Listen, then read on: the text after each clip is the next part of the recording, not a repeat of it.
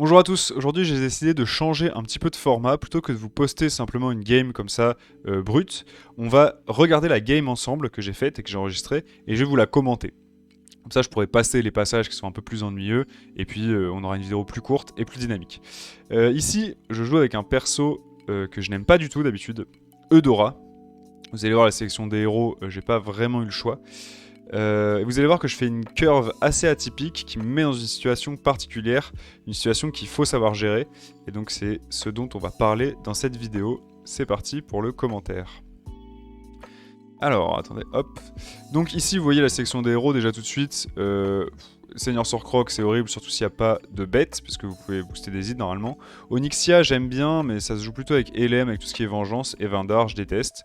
Donc j'hésite un peu, mais finalement je prends Eudora, même si j'aime pas du tout le héros, je me rends bien compte que là, c'est le meilleur dans ce setup.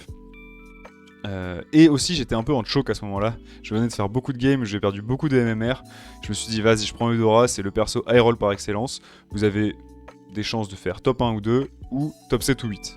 En clair, soit vous touchez bien avec votre power, soit vous touchez pas. Et donc comme j'étais pas bien, que j'étais en mode je fais que perdre, vas-y je vais prendre ça, et puis soit j'ai de la chance, soit j'ai pas de chance, et tant pis. Et donc c'est là où on commence déjà avec la curve atypique. En fait avec Eudora, parfois vous avez la possibilité de power niveau 1. Mais généralement les gens vont pas le faire parce que si vous faites votre power niveau 1, vous arrivez trop tard sur... Enfin vous arrivez trop tôt sur la fin de votre power, et du coup vous pouvez pas aller chercher un 5 ou un 6 facilement. Mais je décide quand même de le faire. Et je vais pas respecter la Rafam Curve. Alors la Rafam Curve, vous la connaissez sûrement, c'est cette curve qui dit vous achetez un serviteur au premier tour, puis vous achetez, vous faites votre power à 1, il faut avoir un power à 1 pour faire une Rafam Curve, puis vous achetez, vous faites votre power à 1, puis vous faites up, achat, power à 1, puis up, power à 1.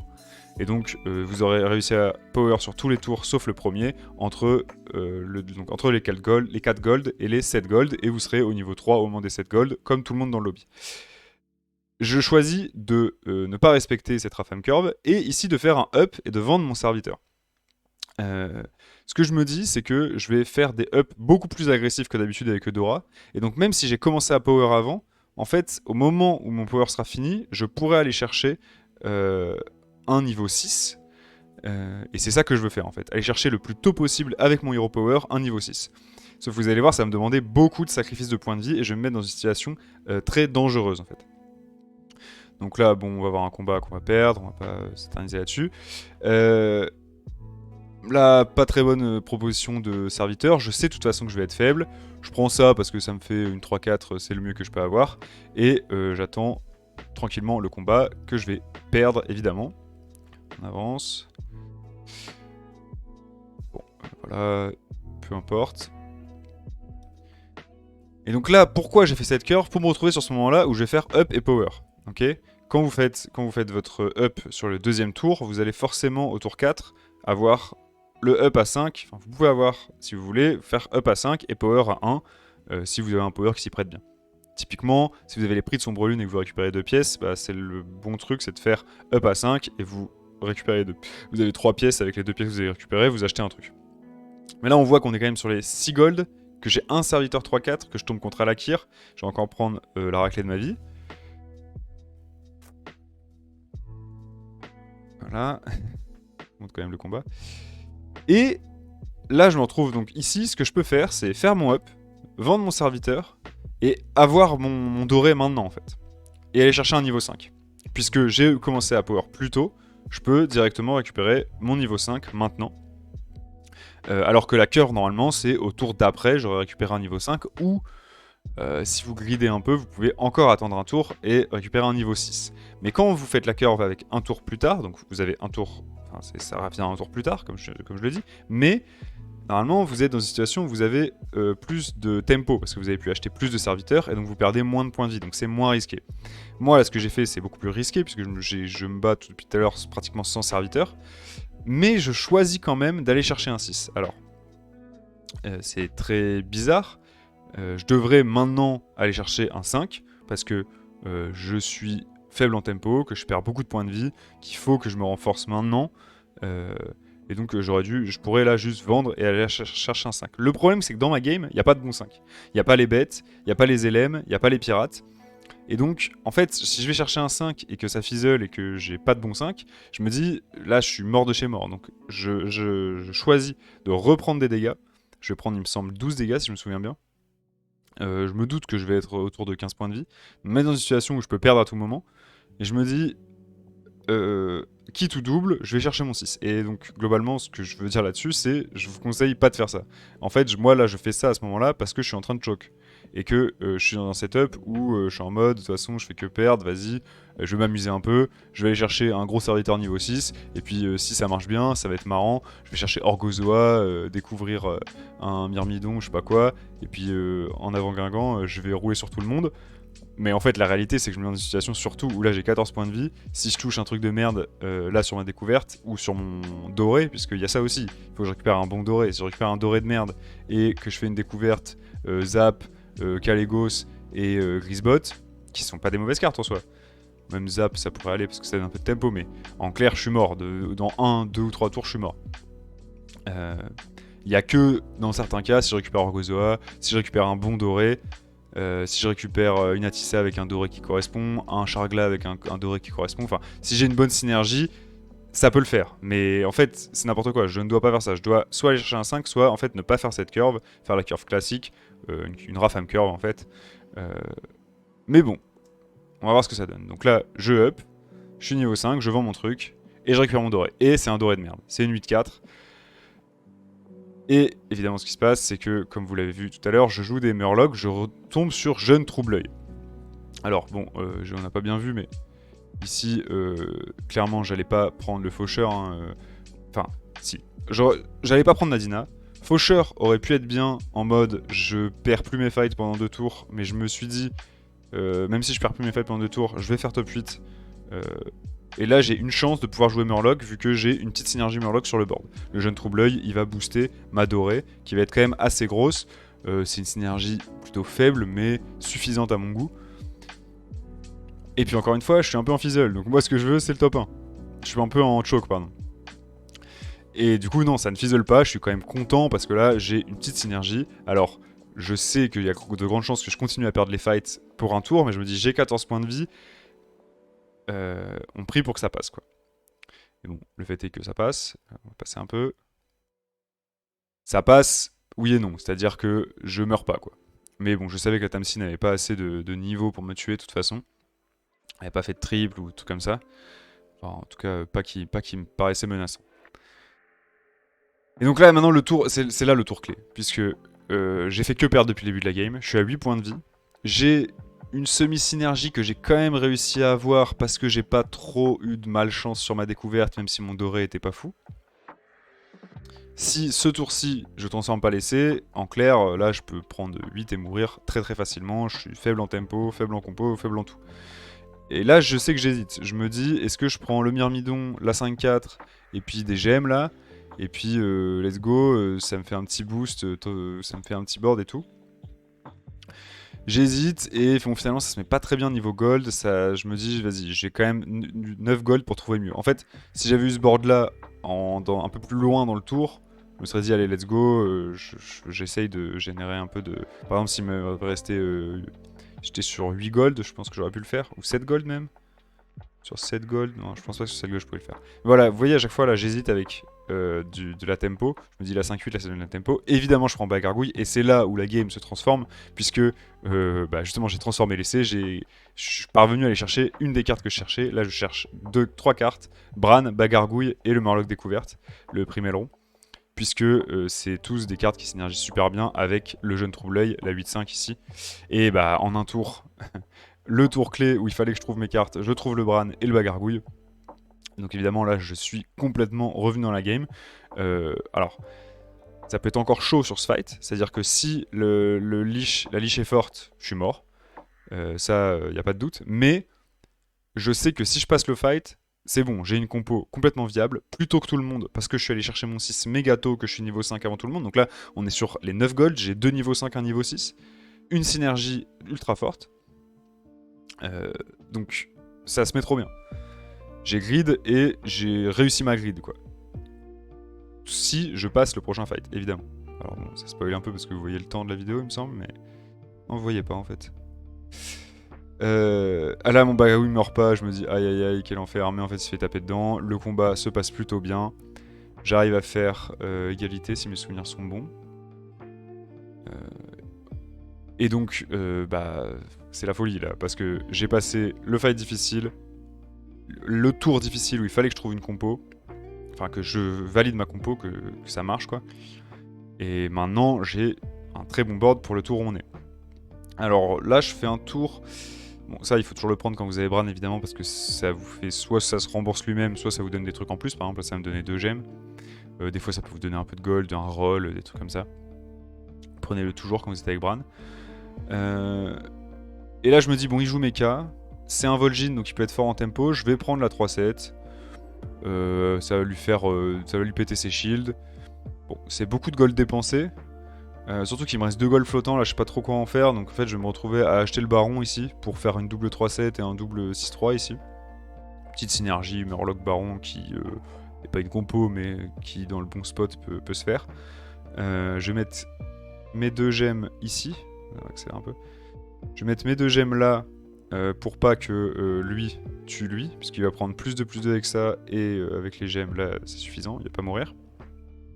Donc voilà, donc là bon. Là, c'est commence à être les questions de comment optimiser son gold. Est-ce que j'aurais dû dépenser ces 6 gold pour prendre un baron et une 3-7 que je vais vendre au tour d'après en fait, parce que bah c'est juste fort coup de mecha quoi.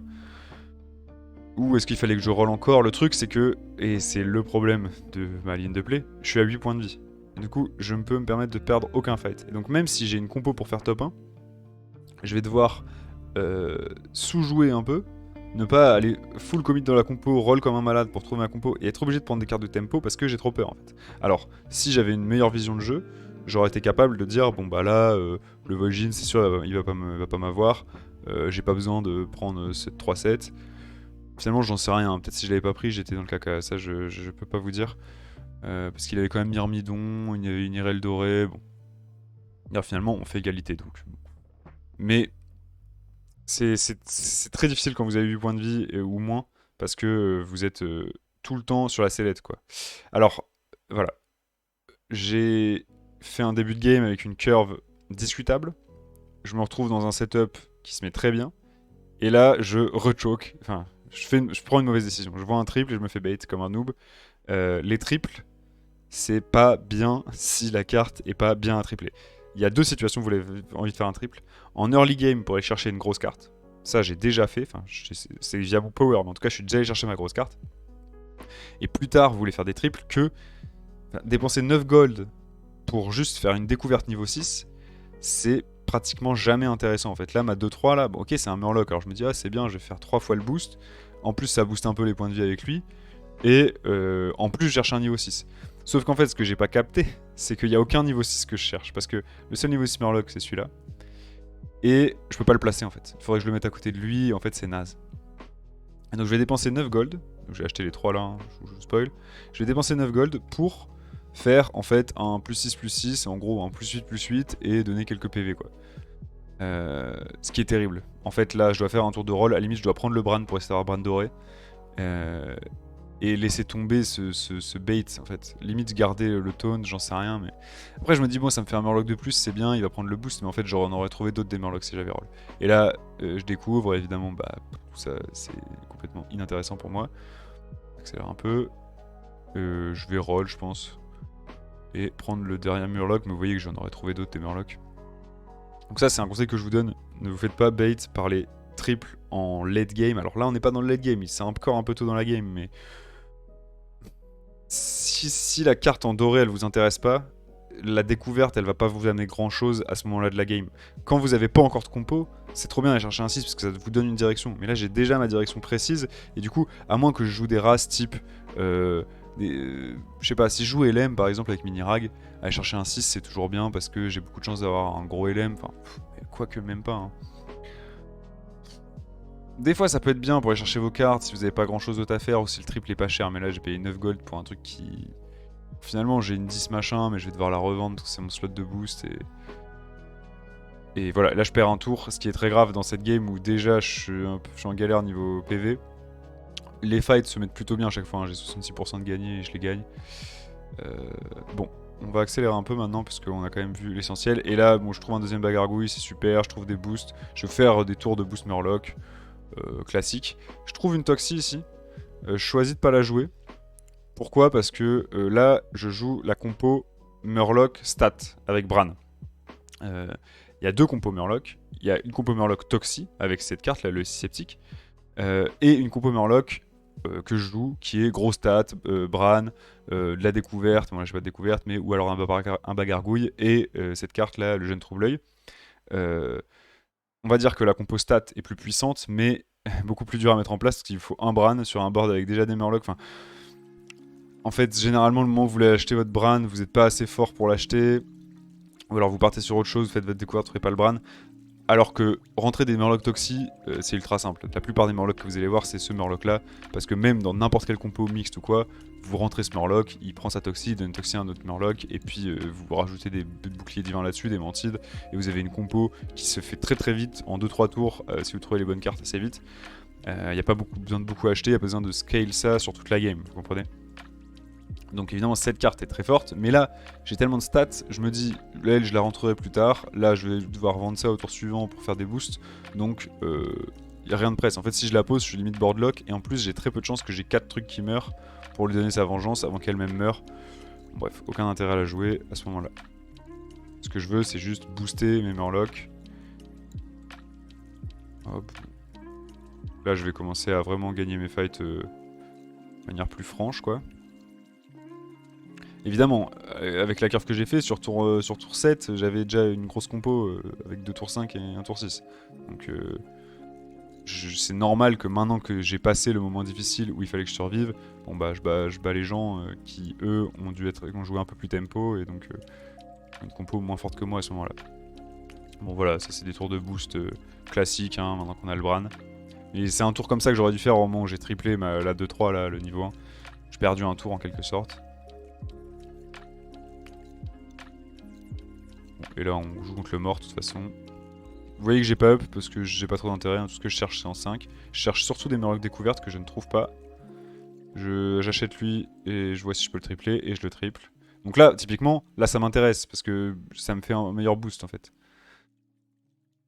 Là je m'en fiche en fait de la découverte. Je l'ai triplé pour refaire un boost et ça me redonne un gold avec la découverte. Enfin bon, c'est pas pour le doré que je l'ai fait en fait, c'est pour son effet. Et là c'est trop bien, je récupère les deux boucliers, bon ça c'est juste une croquette en plus. Je récupère les deux boucliers sur le Murozon, et là je touche la carte que je cherche depuis tout à l'heure, qui est le bagargouille doré, parce qu'en fait le deux bagargouilles m'embête un peu parce qu'ils me prennent une place. Lui en fait il est pas boosté par cette synergie puisque ça booste les autres. Et donc le fait de le tripler, non seulement bah, ça va faire que je vais avoir une place en plus, et donc je peux rentrer ça parce que derrière, lui, je l'achète et ça triple, et mon slot de boost il est libre, donc ça peut rester. Et en plus, bah, lui, il va doubler un cri de guerre doré au lieu d'un cri de guerre simple, hein. Ça va donner, au lieu de donner plus 4 par tour, il va donner plus 8. Ça, en plus des boosts que je fais en achat-revente, et du moment où je vais l'acheter, où il va redonner plus 8 à tout le monde, je sais que je vais faire des énormes stats là. Il faut que je passe ce fight. Je crois que j'ai un peu peur à ce moment-là, mais en fait, j'ai aucune raison d'avoir peur. Je vais même pas réussir à proc ça tellement il est nul l'adversaire. Bon, et là, la game va être assez straightforward encore. Hein. On achète les Murlocs. On fait des triples qui. On a une mantide, alors je vais garder la mantide évidemment, parce que ça reste une carte très forte un peu à tout moment de la game. J'ai 3 gold flottants, je up.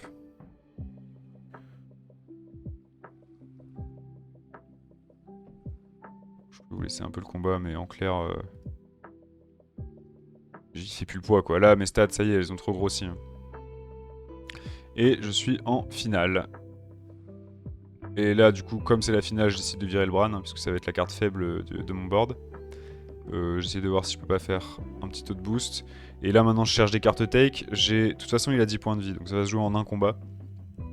2 si on fait égalité, mais disons qu'il y a peu de chance. Tout ça, ça va rester. Lui, j'espère qu'il chope de la Toxie. Et il me faudrait une carte en plus d'une autre race pour la Mantide. Je trouve ça pour mettre Furie devant la Mantide pour qu'elle ait plus de chances d'avoir bouclier divin. Et je vais prendre le dragon parce que je me dis, lui il joue Naga, il peut avoir des boucliers, donc je vais casser les boucliers. Et puis bon là il me reste 2 gold, j'ai pas de rôle supplémentaire.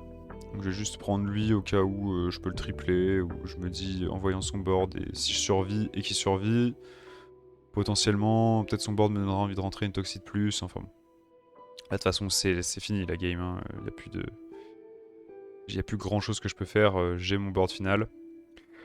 Ce dragon là est très intéressant à rentrer en carte tech comme ça, parce que vous pétez les boucliers de l'autre sans péter les vôtres. Alors bon, moi j'ai même pas de bouclier. Sauf si je récupère un truc sur la mantide. Je suis obligé un peu de faire un placement comme ça parce que je veux casser les boucliers, puis faire ça, puis faire ça. Le fait est que c'est ça qui va me mettre dedans, hein. Vous voyez, l'autre il a un cleave qui détruit ma mantide et mon... Enfin voilà, et son cleave il tape 2 fois, il me tue 4 créatures, j'ai plus rien, il a une 95-122. Ça aurait pu se mettre bien si je tapais en premier, oui j'ai 25% de gagné quand même. Mais bon, aucun regret, j'ai réussi à faire ce que je voulais faire, c'est-à-dire avoir une grosse compo Murloc qui fait top 1 ou 2, et ça l'a fait. Voilà, j'espère que ce petit format un peu différent d'habitude vous a plu. Encore une fois, je pense que mon erreur dans cette game a été d'être trop greedy, ça a payé pour moi, mais en fait, je sais que dans 80% des games, je suis réaliste sur le fait que ça n'aurait pas payé. Et de manière générale, essayez de pas être result oriented. C'est pas parce que vous avez fait quelque chose qui a bien marché une fois que ça veut dire que ça marche bien en général. Là, ça a bien marché, mais vraiment, il y a des choses qui se sont bien alignées pour moi. Et la deuxième chose, c'est si vous faites une mauvaise session, si vous êtes en choc, soit arrêtez de jouer, si vous en avez marre, soit essayer de, voilà, de le prendre pas à la légère, mais en tout cas de rester positif, de rester dans votre jeu. Parce que le fait soit de rager, soit de se dire ouais de toute façon c'est un jeu de merde, je m'en fous, je fais n'importe quoi, ça vous met déjà dans une mauvaise disposition pour performer. Donc si vous avez des objectifs de points, bah vous n'allez pas y parvenir si vous vous laissez prendre comme ça par vos émotions. Et deuxièmement, en plus, vous passez un mauvais moment. Surtout si vous ragez, si vous êtes le genre de personne à taper sur la table et tout ça. Moi, ça, c'est pas trop mon style. Je suis plus en rage, c'est chiant, hein, je râle comme ça, je boude. Arrêtez de jouer, juste. Enfin, j'imagine que vous n'êtes pas des professionnels du jeu vidéo, moi non plus. On joue au jeu pour se détendre. Si ça nous stresse trop, je pense que c'est le moment de faire une pause. Allez, à plus.